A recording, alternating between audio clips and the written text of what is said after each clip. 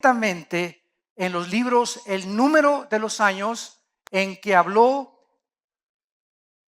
Jehová al profeta Jeremías que habían de cumplirse las desolaciones de Jerusalén en 70 años. Daniel entonces está leyendo esto y Daniel está consumido por conocer el plan de Dios.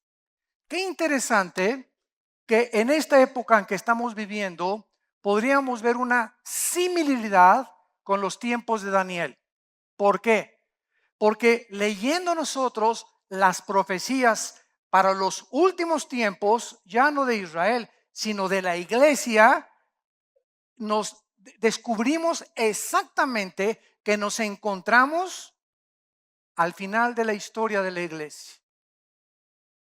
Todas estas cosas que están pasando en el mundo geográfico, en el mundo ecológico, en el mundo político, religioso, filosófico, apuntan hacia el fin de la historia humana.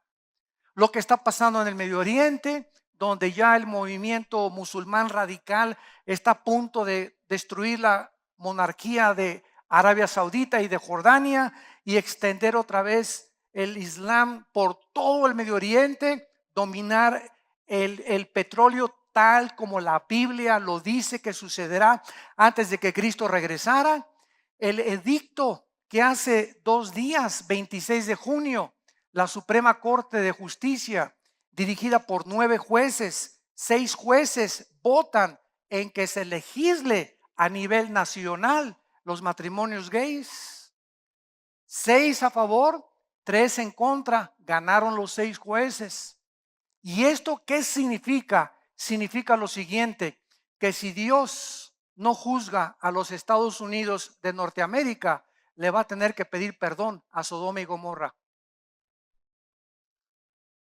Esto significa que hemos llegado al fin de la sociedad. Porque el fundamento y la piedra angular de cualquier sociedad es el matrimonio y la familia.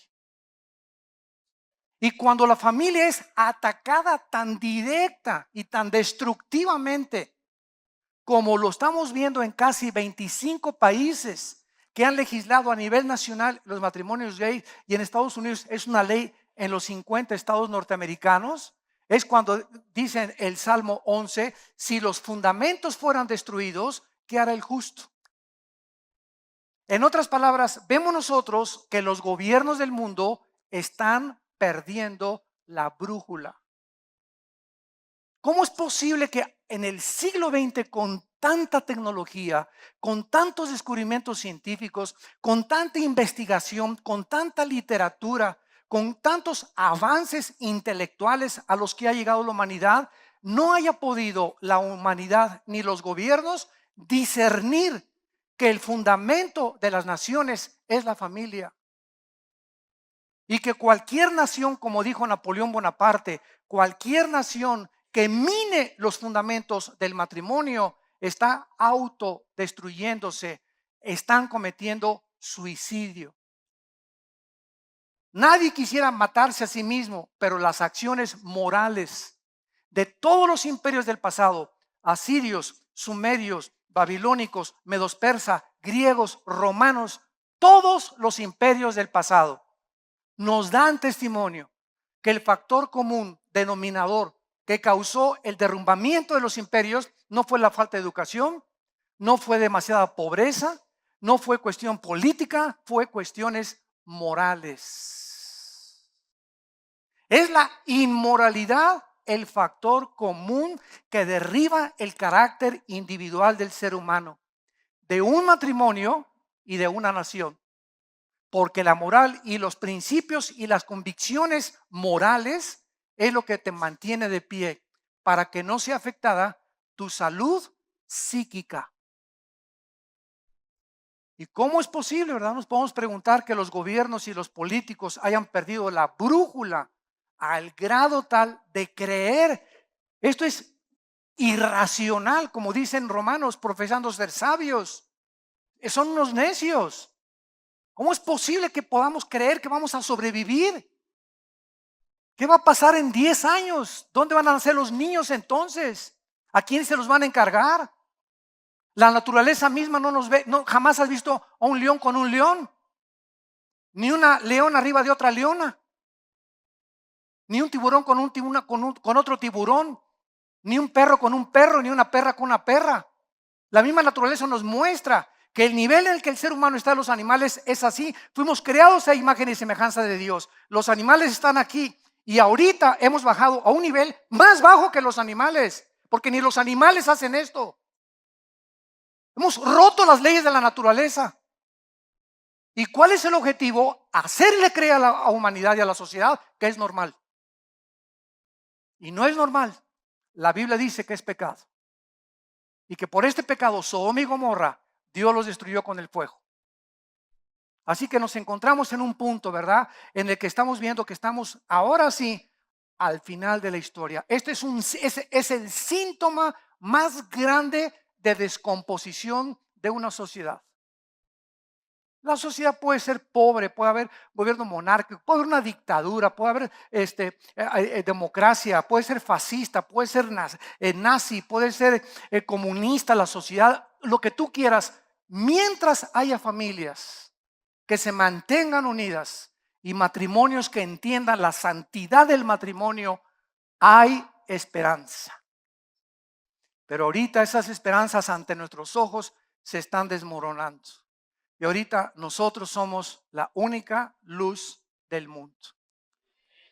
La única luz que existe ahorita eres tú y tú y tú y tú en tu casa, en tu trabajo, con tus amigos, con tus estudiantes. Vamos en contra de las disposiciones del mundo y decimos esto es pecado. Esto no lo acepta Dios. Esto lo va Dios a condenar tarde o temprano y tenemos que ser fieles hasta la muerte, para que seas llevado con la corona de la vida. Pero es el tiempo de pelear, el tiempo de hacer valer los valores, el tiempo de mostrarle a la sociedad que nos encontramos en un punto de descomposición social. Hay 17 millones de sitios pornográficos en internet. Y todo esto no sucedió de la noche a la mañana. ¿Cuándo comenzó la descomposición social? En la década de los 60.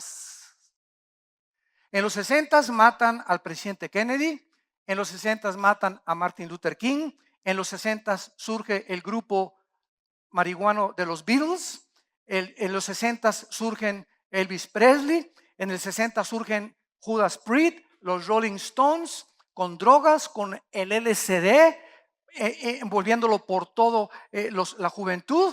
En los 60 viene el movimiento de los primeros gays, donde el actor más guapo de Hollywood, Rock Hudson, reconoce al final de su vida que es homosexual.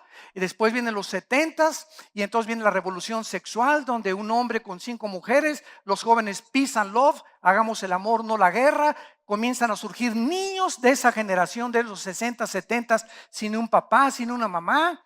En los 80 el 60% de las mujeres en Norteamérica trabajaban, comenzaron a entregar a los niños a las guarderías infantiles. Viene la revolución de las computadoras, del internet, del chip, de la época cibernética. El hombre cada vez se ensoberbece más, la tecnología, la ciencia, etcétera, etcétera. Llegamos al año 2000, viene el ataque contra las Torres Gemelas, donde Dios dice: esas torres que representan el poder económico y el Pentágono que representa el poder militar, los voy a destruir para que se vuelvan a mí. 4 meses la gente buscó las iglesias, llenó las iglesias y se olvidaron de Dios. 7 años después, 2008, viene la caída de la bolsa de Wall Street, 777 puntos. Y 7 años después, que no es coincidencia, en el 2015 está profetizado en la Biblia la Shemitah, que es el tiempo de Tishri del mes judío, que es ahora en septiembre, cuando puede suceder una catástrofe, y de acuerdo a las lunas rojas también.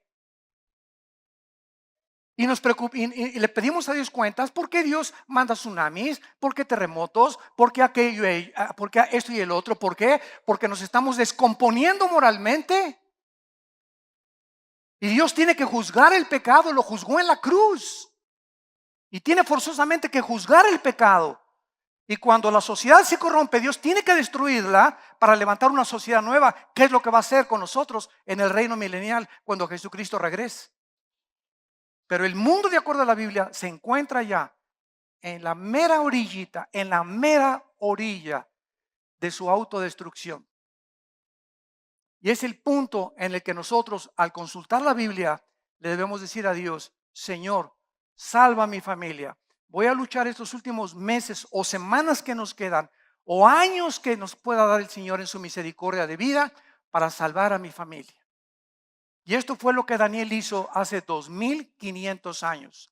Comenzó a orar a Dios, y vamos a analizar esta oración, de qué forma él puede volcar su corazón y estar conmovido en las fibras más íntimas de su alma, Daniel, para pedirle a Dios iluminación. Y es lo que necesitamos ahorita los cristianos. Escúchenme, la Biblia es un libro que está completamente revelado. O sea, la revelación bíblica está completa y sellada.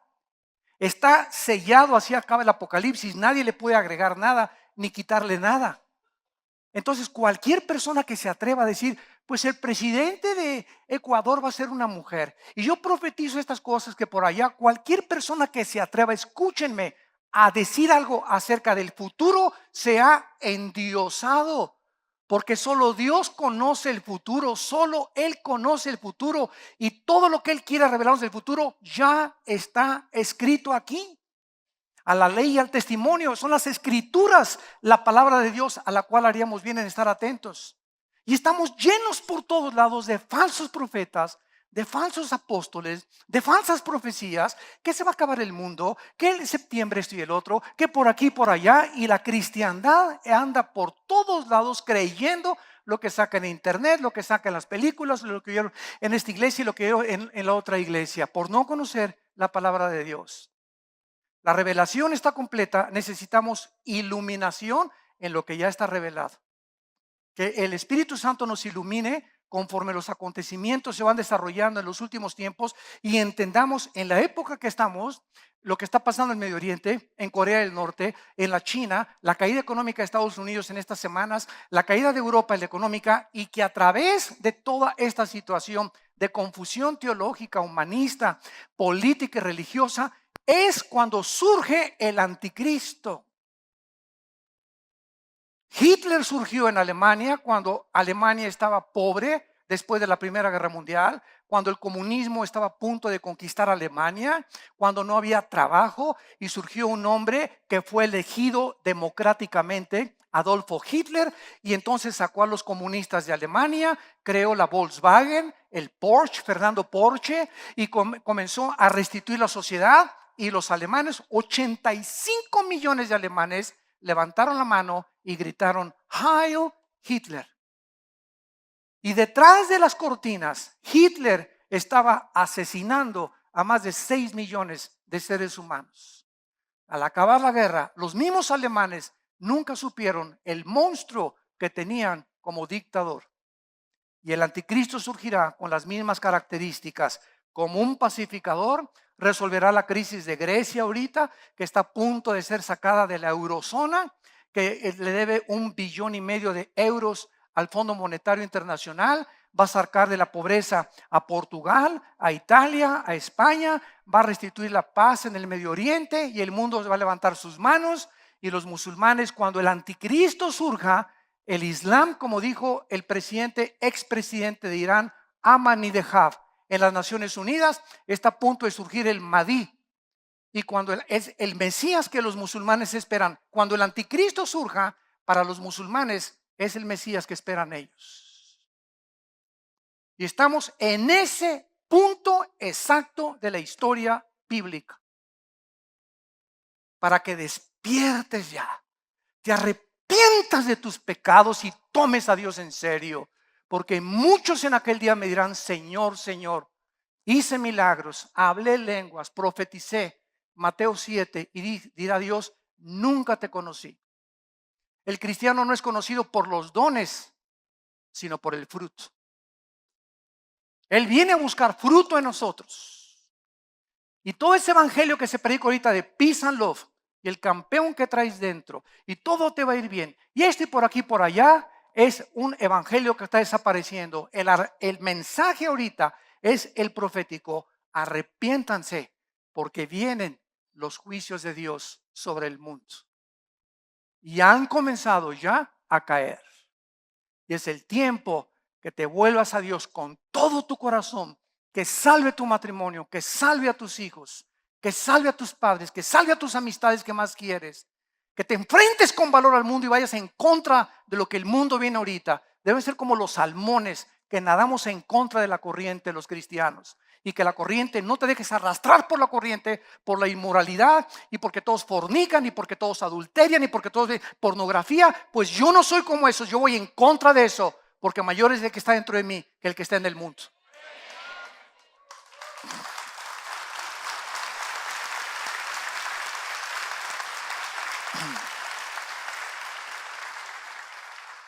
Dice Daniel 9, versículo 3, y volví mi rostro a Dios, al Señor, buscándole en oración y ruego. Esta palabra oración, hay varias palabras en el hebreo para orar. Y la palabra que se usa aquí en el hebreo es muy interesante porque es la palabra tepilá, con T de tío y P de papá. Tepilá, que significa intercesión. Hay la oración de petición, la oración de alabanza, la oración de confesión de pecados y la oración de intercesión, donde te pones en la brecha y te pones a orar por tus hijos todos los días, te pones a orar por tu matrimonio, por tu esposa, por los pastores. Siempre, escuchen, siempre que un cristiano en su tiempo de oración le dedica 3 o 4 o 5 o 10 minutos a orar por otras personas, no se imaginan cómo los bendice Dios. Porque te estás despegando de ti mismo y de tus intereses y estás pensando en otras personas. Esto lo encontramos claramente en el libro de Job. Al acabar el libro de Job, Dios le dice a estas personas, a los filósofos que acusaban a Job de que por sus pecados le había venido este juicio de Dios, les dice Dios, Job va a orar por ustedes y perdonaré sus pecados. Y cuando Job ora por sus amigos, Dios le da 7 veces más a Job de lo que tenía antes. Lo único que no le repuso fue a la señora. Ese fue ahora sí que su espina, ¿verdad? Job hubiera dicho todo, ¿no? Padre, te llevaste todo, ¿por qué no te la llevaste también a ella? Y le contesta a Dios, porque ella formaba parte de mis planes y ella era mi instrumento para trabajar más en tu paciencia, cabezón. Así que siempre que tengas una persona que te lleva a la contra y que está duro y duro y duro y duro como cuchillito, ¿verdad? Dios tiene un propósito para ello. Dios está forjando en nosotros la paciencia para aguantarnos. Por eso en la iglesia hay de vainilla, de fresa, de zapote, de mamey. Hay hermanos que te ven con la cara chueca, hay otros que hablan mal de ti, etcétera, etcétera. Pero todo forma parte de nuestra formación del carácter. Entonces Daniel vuelve su rostro a Dios al descubrir que está a punto de cumplirse el regreso de todos ellos a la amada Jerusalén. Y entonces vuelve Dios, dice mi rostro a Dios. Aquí el nombre de Jehová es el mismo nombre, esto es interesante también, con el cual Dios se reveló a Moisés en Éxodo 3, del 13 al 15, que es la palabra jajá o yahá, porque en el hebreo no hay vocales. Entonces, esto es interesante porque cuando Dios se revela a Moisés, viene el verbo Javá, H-A-B chica, A-H, Javá, que significa ser, nada más ser. Y en el tetragramatón, se llama tetragramatón, tetra es de 4 cosas. Ahora viene la tetra de las lunas rojas. Fueron 4 lunas rojas en el 14 y ahora vienen 4 lunas rojas que ya fueron en abril y vienen 2 lunas más ahora en septiembre, que siempre están asociadas con problemas en Israel y el Medio Oriente graves. Y en 500 años ha habido solamente 4 tétradas. En 1482, cuando los judíos fueron expulsados de España. En 1948, cuando los judíos regresaron a Israel y los atacaron los árabes. 1967, la guerra de los 6 días, que los volvieron a atacar los árabes. Y la próxima es en el 2015, en septiembre de este año. En septiembre de este año. Por eso se llama tétradas, porque son 4. Entonces, cuando hablamos del tetragramatón, son las 4 consonantes que forman el nombre de Dios, que es la palabra Ehyeh, Asher, Ehyeh, que significa el que existe en sí mismo. ¿Qué nombre le podríamos poner a Dios? ¿Pancho? ¿Manuel? ¿Abraham? ¿Jacob? No habría ningún nombre que describiera quién es Dios. Entonces, cuando Moisés le dice, oye, ¿cómo te llamas? ¿Quién eres? ¿Qué le digo a mi pueblo? Y Dios le contesta, yo soy el que soy. O sea, para mí, ¿qué estaba diciendo Dios? Para mí no hay pasado, para mí no hay presente, para mí no hay futuro. Yo estoy en otra dimensión, Moisés, que ahorita no vas a entender, se lo voy a explicar. Le dijo Dios a Moisés, cuando vengan los apóstoles cientos de siglos después y expliquen Apocalipsis, vamos a entender un poco más la inmensidad de los pensamientos y los caminos de Dios. Vamos a entender que Él es un Dios fuera de nuestras 4 dimensiones y que Él no está limitado a nuestras dimensiones. Y que para poder entenderlo necesitamos que Él entre a nosotros en la persona del Espíritu Santo y que Él nos comience a enseñar en la Biblia sus pensamientos y sus caminos. Aquellos que viven cerca de Él. Y este es el tiempo de todos los que viven cerca de Dios, que Dios los va a iluminar y les va a mostrar el camino que tu familia debe tomar, tu trabajo, las decisiones que tienes que tomar, si tienes que comprar esto o no tienes que comprar aquello, si te casas o no te casas, si te casas bien o te casas mal, si haces ese negocio o no haces ese negocio. Ahorita es el tiempo de buscar a Dios con todo nuestro corazón para no perder la brújula. Muy bien, veamos lo primero que hace Daniel en el versículo 4 en adelante. Y oré a Jehová mi Dios e hice confesión. Fue lo primero, nótenlo ustedes, lo primero que hace David al acercarse a Dios es confesar los pecados.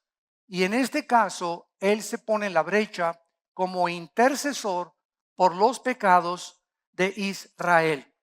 Él confiesa 5 pecados del versículo del 5 al 8, que son la rebelión, el rechazo a su palabra, versículo 5, no quisieron oír a sus profetas, versículo 6, fueron infieles a Dios, versículo 7, y los pecados de nosotros son siempre directamente contra Dios. Veamos cada uno de ellos. Comencemos con la confesión de pecados. Dice el versículo 5, entonces, versículo 4, oré a Dios e hice confesión.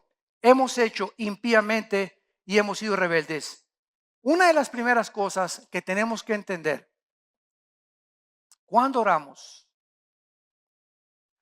y nos acercamos a Dios, ya sea para que le sane a tu hija, para que te sane a tu matrimonio, para que te ayude, para que te dé un trabajo, para que te haga la puerta aquí, para que te haga la puerta allá, lo primero que tenemos que entender es que esa entidad a la cual nos acercamos, que es el Dios de Abraham, Isaac y Jacob, el Dios de la Biblia, el Dios de Jesucristo, es un Dios santo. Y Él ama esa santidad. Cuando esa convicción está en tu vida y entiendes esta verdad, al acercarte a Dios en la oración, no te acercas así, Señor, por favor, ay, pastor, ayúdeme, ay, ya no puedo con mi vida. Lo primero que tienes que entender es que todo aquello que descompone nuestra vida, todo aquello que descompone nuestra salud psíquica o mental, todo aquello que nos causa problemas en la vida, siempre tendrá una raíz: el pecado. El pecado. Entonces, es muy difícil muchas veces reconocer nuestros propios pecados. Yo lo reconozco. Es lo que dice el Salmo 19 de David. ¿Quién reconocerá sus propios pecados? Y le pide a Dios, líbrame de los que me son ocultos.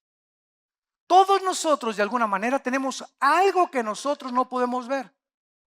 Y esta es la razón de nuestra esposa, de nuestro esposo, muchas veces de nuestros propios hijos o de amigos que nos aman lo suficiente y lo entrañablemente que no tienen temor de decirnos las cosas que ven mal de nuestra vida o aquellas cosas que nos pueden ayudar. El otro día una persona me decía, oiga pastor, es que me da miedo decirle a usted lo que pasó. Le digo, mira, si tú sabes algo que sea en contra del reino de Dios o en contra de la iglesia, o conoces a alguien que está hablando contra un líder, o conoces a alguien que se robó algo de la iglesia y tú no lo confiesas o se lo dices al pastor o a la persona responsable, dicen en mi tierra, tanto peca el que mata la vaca como el que estira la pata. Te haces cómplice porque en lugar de que esa persona creas que es un chismoso, lo estás ayudando a impedir que él siga viviendo irresponsablemente. Pero si tú no lo detienes y tú no delatas el pecado, te haces irresponsable igual que esa persona. Entonces, en lugar de que tú creas que amas a esa persona, la odias, porque el que detiene el castigo a su hijo aborrece. Y heridas son fieles las de los que te aman. Y más vale reprensión manifiesta que amor en oculto. Entonces tenemos que despejarnos de esas tonterías. Es que no quiero ser chismoso, no es chisme. Al contrario, se necesita esa información para ayudar a esa persona a levantarse, para ponerle un alto a esa persona. Porque si no se le detiene ahorita, va a seguir defraudando, va a seguir robando, va a seguir blasfemando, va a seguir etcétera, etcétera. Y se tiene que detener eso por el amor de Dios, por el amor que Dios tiene. Necesitamos hacer eso. Dice la Biblia en Proverbios 28:13, el que encubre sus pecados, el que esconde sus pecados, no prosperará. ¿Saben ustedes que la maldición no viene sin causa? Dicen Proverbios. Y cuando tú pecas y el pecado tú no lo sacas y no le dices a Dios, Señor, fui a la playa y a esa muchacha en bikini, no me le quedé mirando, la filmé con mi iPhone. Tengo 3 o 4 días o 5 días, ¿verdad? Que no le quito los ojos y no dejo de pensar en mi secretaria. Tengo 4 días o una semana que las caricias entre mi novio y yo se han sobrepasado.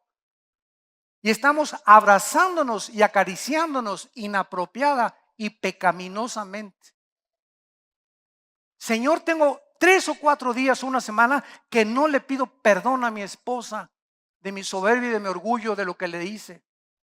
Tengo mucho tiempo que he sido una rebelde contra mi esposo y lo he puesto en mal y he hablado mal, lo he tijereteado en frente de otras personas y no le he pedido perdón.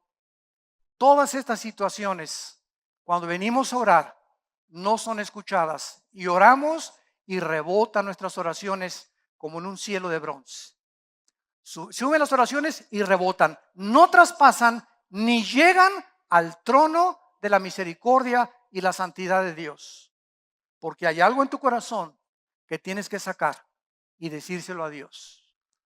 No prosperarás. Y esta palabra prosperar significa no avanzas ni tienes éxito en la vida. ¿Qué es prosperar? Avanzar.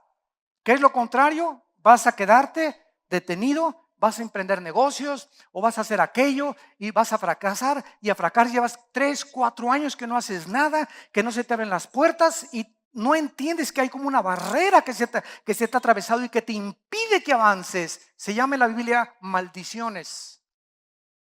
Maldiciones. Y Dios nos quitó la maldición, dice en Hebreo, en Gálatas 3, de la ley. Porque maldito el que no cumpla las cosas de la ley. Pero las maldiciones son cosas que se interrumpen o se obstaculizan nuestro desarrollo cristiano. Y la causa de la maldición no viene sin causa, viene porque el pecado en tu corazón no lo has sacado. No has pedido perdón, tienes una deuda que no has pagado hace 2 o 3 años, ni siquiera has ido con el hermano. Mira, aunque sea 50 pesitos, te debo 1,000,000. no tengo trabajo, pero te voy a dar aunque sea 25 pesos a la semana, pero quiero demostrar que te quiero pagar y mientras yo más me prospere Dios, más te voy a pagar. Pero si te haces el pato, como decimos en México, y te haces el tonto y no pagas tus deudas y crees que con eso vas a prosperar, se te van a cerrar todas las puertas el mes que entra dentro de 6 meses. Y escúchame, y si no se te cierran las puertas y prosperas, esa prosperidad se convierte en maldición para tu vida.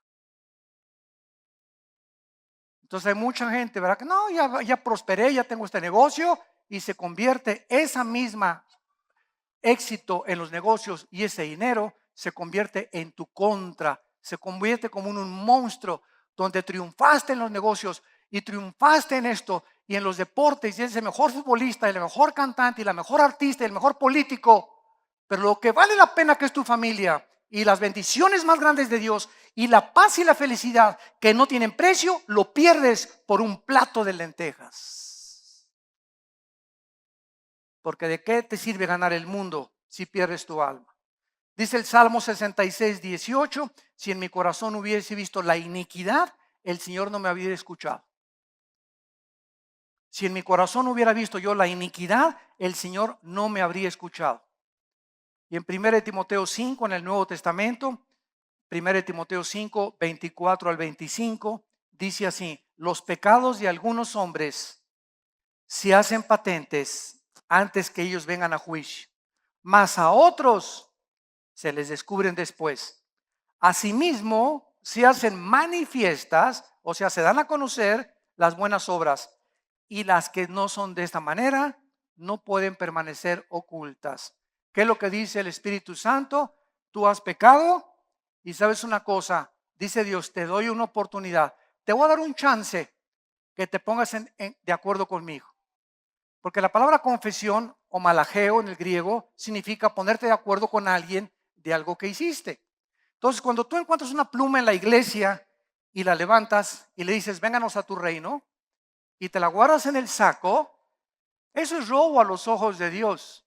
Pero cuando esa pluma tú te la encuentras en la iglesia, ¿qué tienes que hacer? Vas con el pastor, me encontré esta cartera, me encontré esta pluma, te estás poniendo de acuerdo y le estás llamando a guardarte en la bolsa. ¿Estás de acuerdo con Dios de que eso se llama robo? Y puede ser un palillo de dientes, puede ser una pulsera, puede ser, no importa la cantidad, es la acción lo que Dios ve, es robo. Y cuando devuelves eso, es cuando le dices a Dios, Señor, me pongo de acuerdo contigo, porque tú a esto le llamas robo y yo le llamo robo, y por eso no puedo guardar ni traer la maldición. Al guardármela, traigo la maldición a mi vida. Como lo hizo Acán en Josué capítulo 7, que se guardó un manto babilónico y la maldición vino sobre su casa, hasta que sacara el pecado de su casa. Tú traes a tu casa pornografía y la ves escondidas y se te olvida que tienes hijos y que tienes una esposa. Y esa maldición que traes con la pornografía a tu casa, se mete a tu casa y es un hoyo espiritual que le abres a los demonios. Y los demonios, como las culebras, están buscando un hoyo para meterse y minar y hacer perpetuar, ¿verdad? Aquello en lo que quieren destruirte moralmente. Y entran los demonios y a los primeros que atacan son a tus hijos. Son a nuestros hijos, a los primeros que ataca Satanás. Y cuando viene esta infiltración demoníaca a tu vida, ¿por qué es? Porque creíste que Dios no ve, perdiste el temor de Dios. ¿Qué es el temor de Dios? La conciencia de que Dios me ve las 24 horas. Muchas veces tú haces lo que haces porque crees que Dios no te ve. Porque si creyeras que Dios te ve, no harías lo que haces cuando nadie te ve. ¿Me entendiste? José, en Génesis 37, con la señora, la leona de Tlanepantla, véngase mi nene, aquí chéncheche, aquí le voy a contar un cuento de Bambi. Siéntese aquí mis piernitas, mi pepino, ¿verdad? Como ahorita, ¿verdad? Las señoras grandes andan buscando chamaquitos, ya volvió el mismo espíritu, ¿verdad? De seducción. Señoras ya grandes de que llevan 15, 20 años y andan buscando chamaquitos porque ahora ese espíritu ha regresado otra vez al mundo y a la sociedad. Y José le dijo, ¿verdad? No había nadie, no había cámaras, no había Polaroid, no había ninguna tecnología de la que hay ahorita y rehusó José acostarse con esta señora, aunque nadie los veía, porque él dijo, temo a Dios. Y Dios nos prueba, quiero decirles que Dios nos prueba. Cuando llegas a ese hotel y viajas y nadie te ve, ¿qué películas rentas? ¿Qué películas ves? Nadie está contigo. Tu esposa está lejos, tus hijos también. ¿Qué coqueteos haces con tu secretario, con mujeres, cuando nadie te ve? Yo conozco hombres casados que se acercan a una muchacha y le dicen, qué guapa estás. Estás como quieres.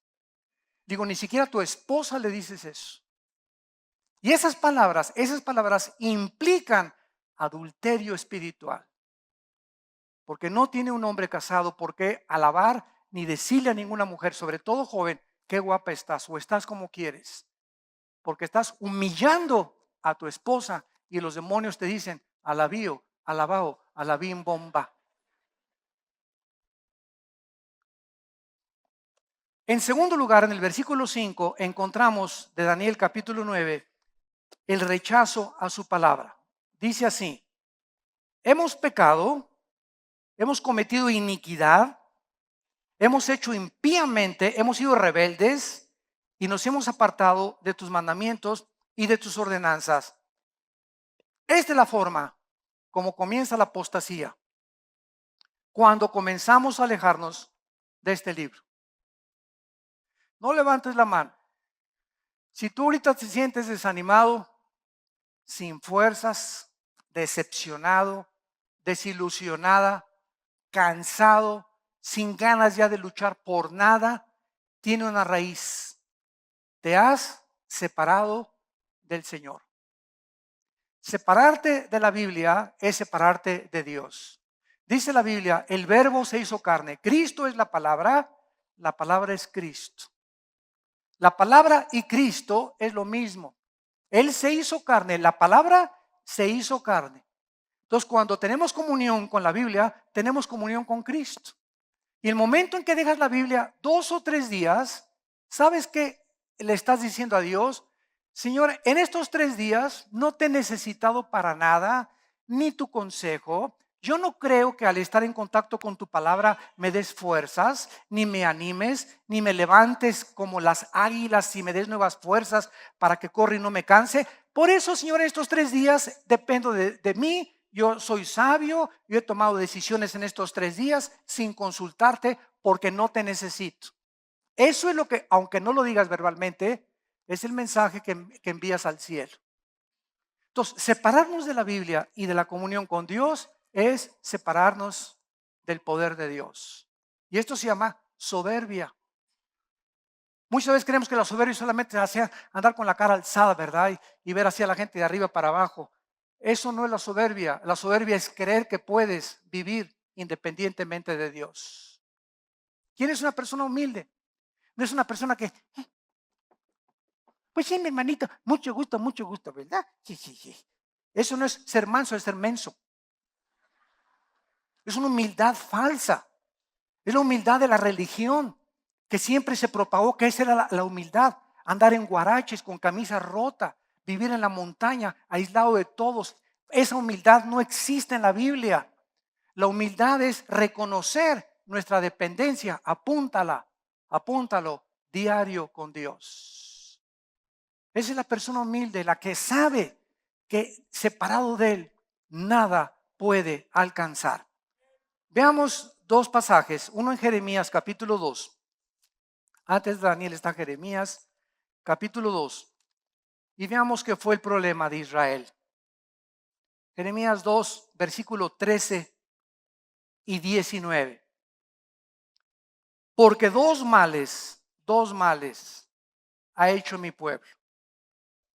Vean la acusación de Dios contra Israel. Me dejaron a mí, fuente de agua viva, y cavaron para sí cisternas rotas que no retienen agua. En otras palabras, hay un pozo de agua que si tú todos los días llegas a beber de esa agua que es Cristo, no tienes sed. Sacia tu sed.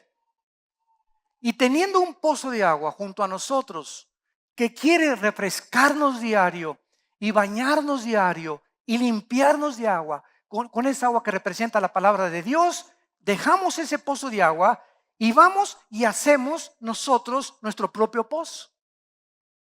Pozos que están vacíos. Y hago un pozo con mi compadre. No, mi compadre es que me va a ayudar. No, el diputado es el que me va a ayudar. Y cabo otra externa, no, ahora que tenga el empleo, estoy muy ocupado para buscar a Dios. Y comienzo a hacer pozos y comienzo a buscar en lugares que no son Dios mi fortaleza, mi dirección, mi consuelo, mi esperanza, mi seguridad. Y Dios está tristísimo desde el cielo buscándote. Tienes la mesa servida y vas y compras churrumais y papas fritas. Comida chatarra que no te aprovecha. Eso es lo que significa. Me dejaron a mi fuente de agua viva y fueron a hacer hoyos, pozos que no tienen absolutamente nada de agua. Dice el versículo 19 del mismo capítulo: tu maldad te castigará, tus rebeliones te condenarán. Sabe pues y ve cuán malo y amargo es el haber dejado la Biblia. Lo podríamos traducir. El haber dejado de tener comunión con Dios y faltar a mi temor, dice el Señor, Jehová de los ejércitos.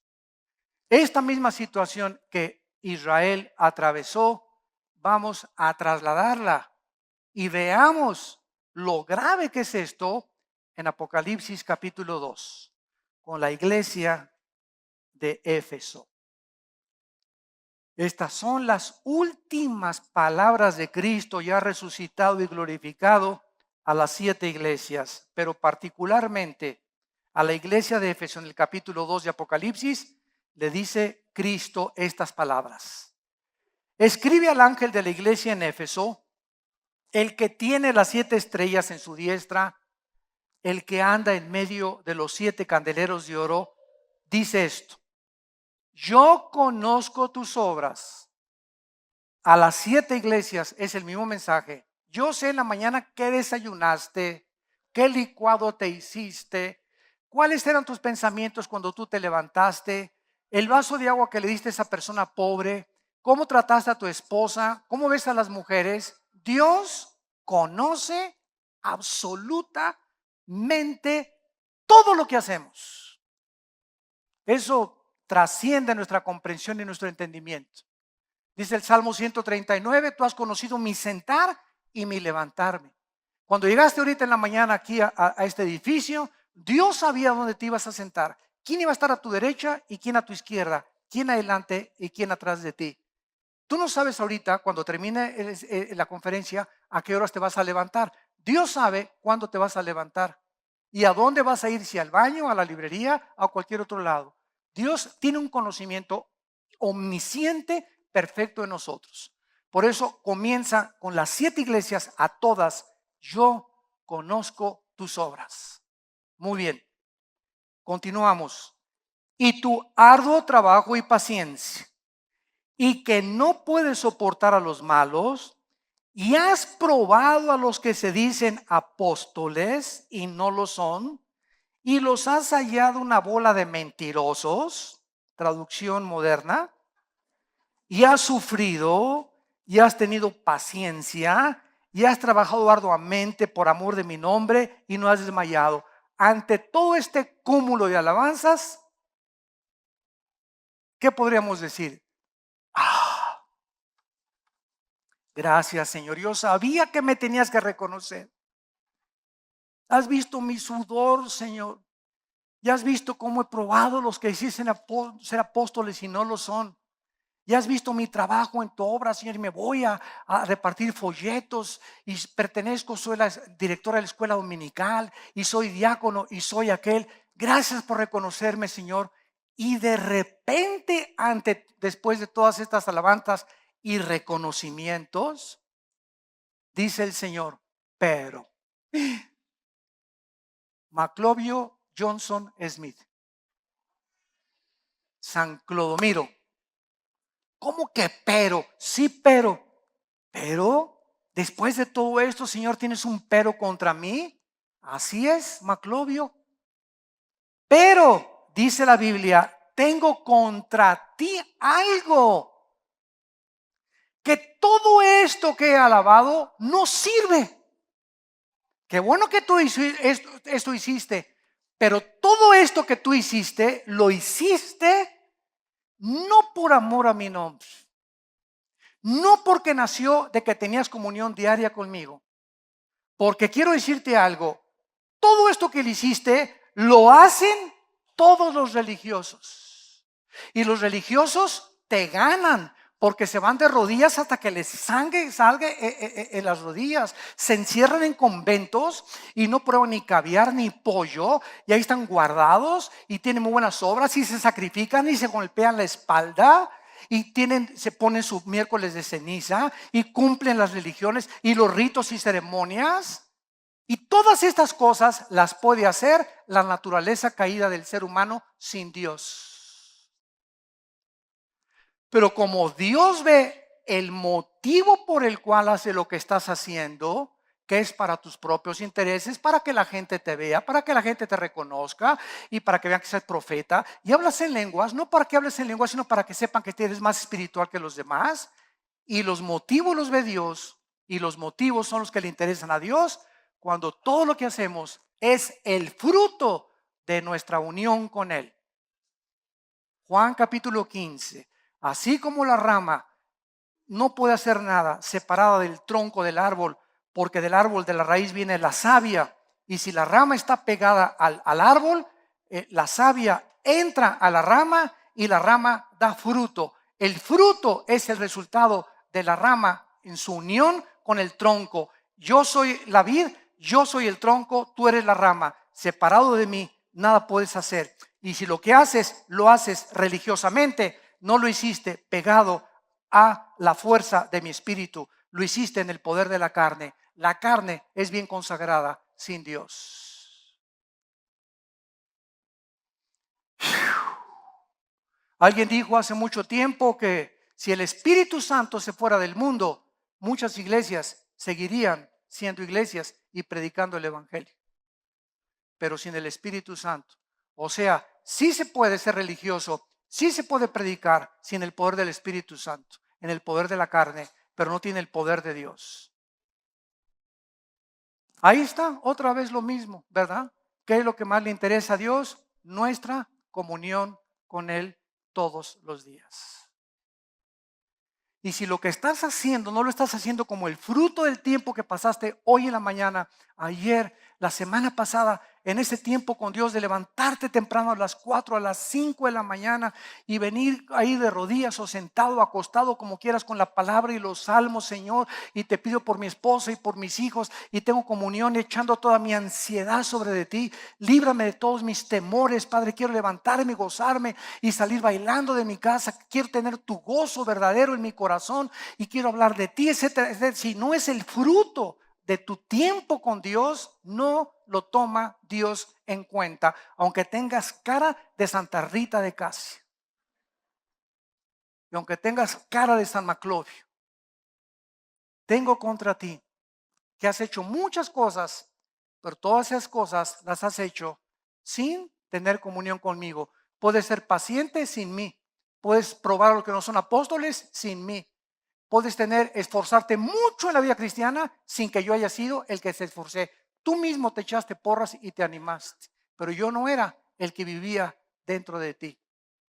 Qué acusación tan tremenda. Y terminamos y dice en Daniel capítulo 9, versículo 6,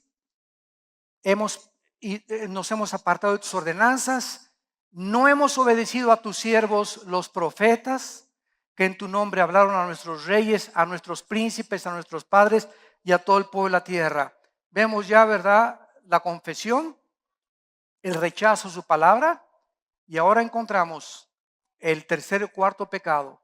No quisieron escuchar la palabra de Dios el domingo en el estudio bíblico en los tiempos modernos que vivimos.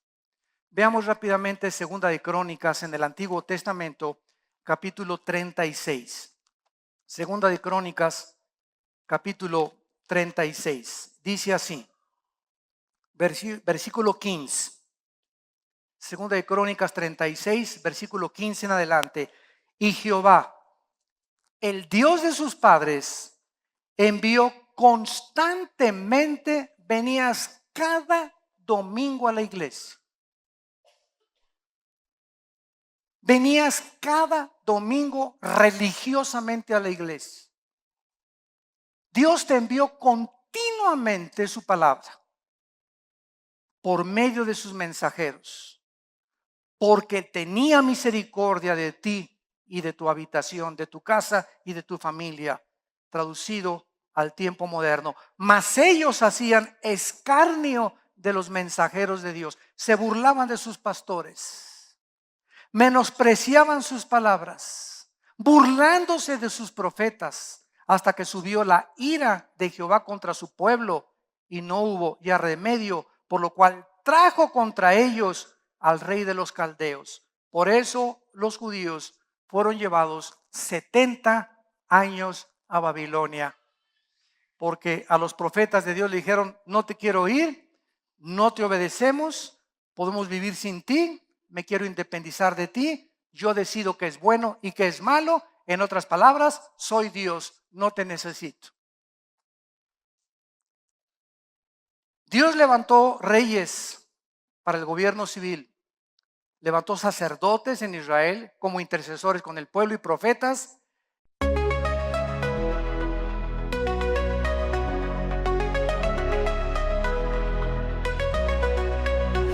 In the haze of neon dreams, I wander through the night, lost in a sea of stars where your whispers take flight. Electrified emotions, they dance around my heart, in this digital garden where we never have to part. Shadows blend with colors as the beat sets me free. Every note a memory, every rhythm you and me. Echoes of you in synth waves, feel you near in the pulsing haze. There's such a world where we collide. You love the rhythm in my mind, in my mind. With the glow of city lights, our shadows intertwine in this kaleidoscope of love where the past and future align. With every step I take, I feel your presence strong, and this digital symphony where our hearts belong. Shadows blend with colors as the beat sets me free. Every note a memory, every rhythm you and me. Echoes of you in synth waves, feel you near in the pulsing haze. There's such a world where we collide. You love the rhythm in my mind, in my mind. And in silence between the beats, I find your voice. In the flicker of the lights, I see your choice. Together in this dream we'll never fade.